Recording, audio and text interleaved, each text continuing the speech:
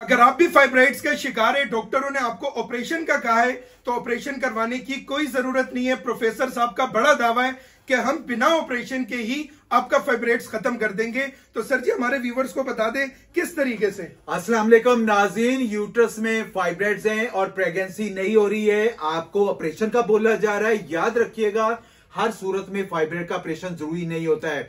अगर आपका फाइब्राइड का साइज ज्यादा हो गया है, 10 सेंटीमीटर से ज्यादा हो गया है, शदीद जो है वो पेन हो रहा है, हैवी ब्लीडिंग हो रही है, या फिर फाइब्राइड आपके ट्यूब्स या किसी दूसरे आर्गन को जो है वो दबा रहा है, तकलीफ दे रहा है, तो आपको ऑपरेशन की तरफ रिस्क ले सकते हैं। अदरवाइज ऑपरेशन की तरफ हरगज ना जाएं। हर्बल में अल्हम्दुलिल्लाह बगैर सर्जरी, बगैर ऑपरेशन और बगैर किसी साइड इफेक्ट के फाइब्राइड को श्रिंक किया जाता है और किसी किस्म का साइड इफेक्ट नहीं, और नेचुरली वे में इंशाल्लाह ताला आप कंसीव कर सकते हैं, प्रेगनेंसी हो सकती है। ये जबरदस्त होम रेमेडी जो मैं बताने वाला हूं, आप इसको 2 से 4 हफ्ते लाजमी इस्तेमाल करें। उम्मीद है कि इससे आपकी फाइब्राइड हमेशा के लिए खत्म हो जाएगी।